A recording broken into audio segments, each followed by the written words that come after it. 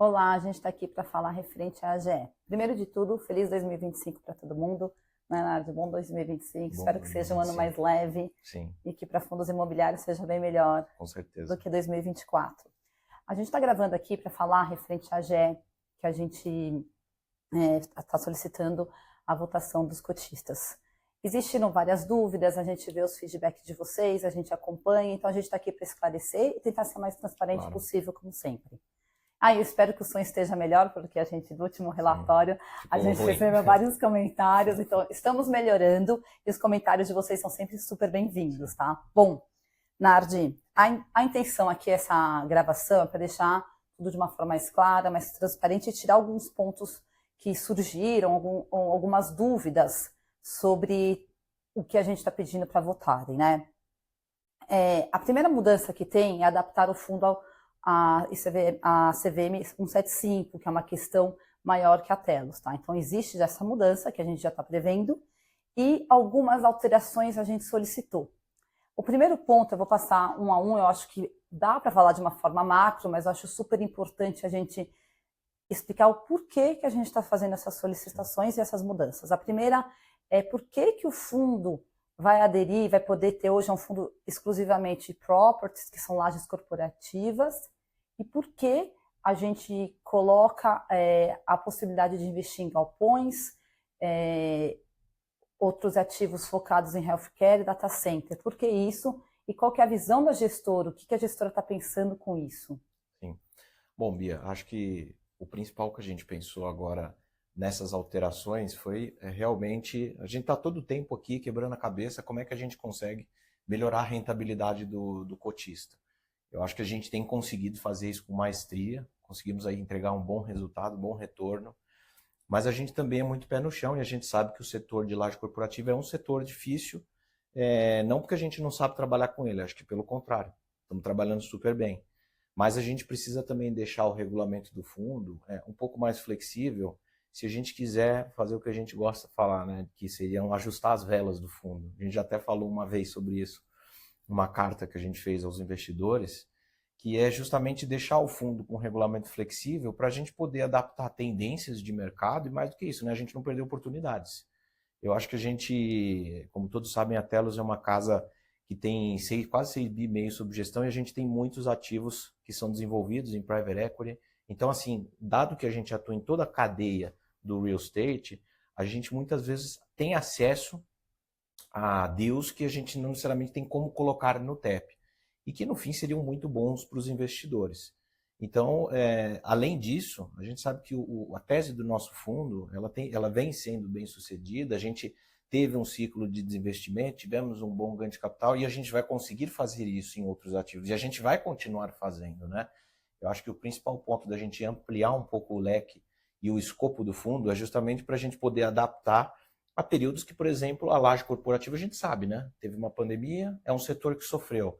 Em contrapartida, você teve o boom do e-commerce, você teve um mercado de créditos crescente. A ideia não é transformar o TEP em um hedge fund, né, Bia? Exato. É super importante. O que a gente está buscando é flexibilidade. Para aqueles momentos que os fundos de lajes não foram tão bem, a gente poderia ter investido, se o regulamento permitisse, investir em outras oportunidades que surgiram para a gente. Sem e a dúvida. gente não conseguiu. Uma coisa que é super importante, né, um fato que é super importante a gente comentar e ressaltar, a Telos tem nos valores dela a responsabilidade de fiduciária. E outro ponto que é super importante, todos os sócios aqui da Telos, como os funcionários e colaboradores, são cotistas do TEP. Então, a gente é muito alinhado com os interesses dos investidores. Claro. Então, essas mudanças são para melhorar o retorno de todos nós. Eu acho que a gente sempre deixou claro que a gente é uma gestora pró-cotista. Todos os nossos investimentos, a gente é super transparente, a gente busca maximizar o retorno.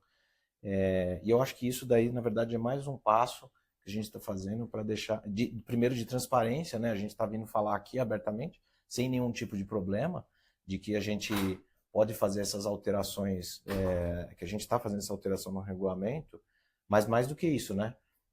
Qualquer alteração significativa, a gente obviamente vai estar comunicando o mercado, a gente só não quer estar com a possibilidade de perder a oportunidade, porque a gente sabe que tem isso no nosso mercado.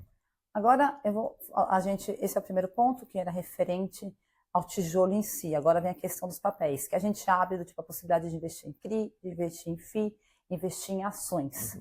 Então, o porquê, e assim, vai muito em linha também do que a gente falou de deixar o fundo mais flexível, o regulamento mais flexível. Sem dúvida. Né? Então, assim, se você puder falar um pouco a respeito disso, eu coloquei tudo resumir eu não abri item a item que nem o outro, porque eu entendo que é papel, né? Sim. Então tá aí. Eu acho que o papel, a gente eu acho que isso daí a gente tem diversas possibilidades quando a gente fala que a gente pode investir em CRI, não vai ser o foco do fundo. Tá? A gente deixa claro desde já que a intenção não é transformar o TEP em um fundo que vai ter participação majoritária em papéis. A gente tem um outro veículo específico que tem esse tipo de investimento, né, que seria o nosso fundo multiestratégia. Que é o TELME, né? Que é o TELME. A ideia é justamente a gente também ter esses elementos de diversificação. Então, você poder fazer uma alocação estratégica em um CRI, não necessariamente quer dizer que o resto do portfólio todo deve seguir essa tendência.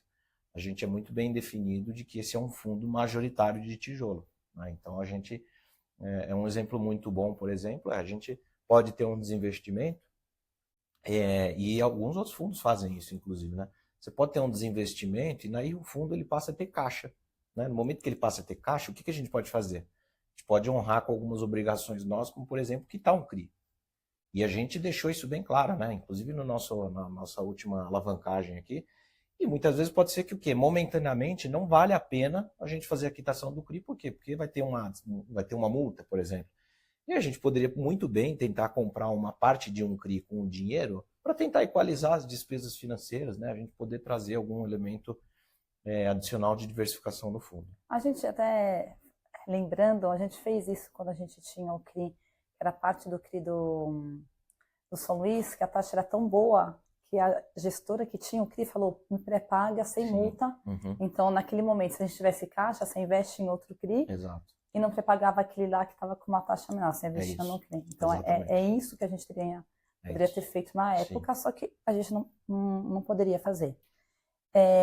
Agora, um outro ponto que eu queria ressaltar a gente está pedindo essas mudanças, é para amanhã, é para hoje, porque assim fica, não, a partir de amanhã vai ser um fundo, um hedge fund. Então, assim, vamos ver o que a gente planeja, por que a gente está pedindo isso agora, né? Isso é um cronograma de quando vai ser feito isso, né? Eu acho que todos sabem, o TEP é um fundo com um pouco mais de 400 milhões de patrimônio líquido, né, chegando a quase 420. É difícil a gente fazer uma realocação de 100% desse patrimônio em uma nova estratégia, sem contar com novos desinvestimentos, né, ou, naturalmente, com o crescimento orgânico do fundo através de uma nova emissão.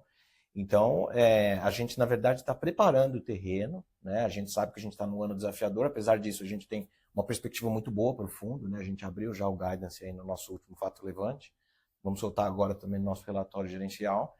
Então, assim, a gente, na verdade, está arrumando a casa, né? Então, preparando o fundo para ele estar bem mais adaptado e flexível e para a gente poder, de fato, ter esses elementos de diversificação. Mas não é algo que amanhã o TEP vai vender um prédio e vai passar a investir em outras classes de ativo. A gente, como a gente sempre está querendo frisar, né? É algo oportunístico, é algo que a gente entende. Por exemplo, a gente faz um desinvestimento e aí surge um build to suit ou uma operação de sale-leaseback com um inquilino AAA de logística ou, por exemplo, no segmento de saúde.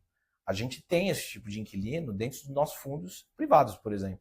Então, a gente sabe que existem esses tipos de oportunidades. Então, a gente só quer deixar o fundo preparado realmente para as oportunidades. Não, perfeito. Eu acho que a ideia é muito mais a gente explicar, mostrar que a gente está à disposição para qualquer questionamento. A gente vai no fazer a leitura do relatório, né? Esse mês a gente atrasou um pouco por umas questões, mas a gente vai reforçar isso e esses movimentos que o fundo tem sendo feito. Então, não vai se pegar ninguém de surpresa. Sem dúvida. Tá? Então, a gente está à disposição no ri@telos.com.br. Obrigada, Nardo. Obrigado, Bia.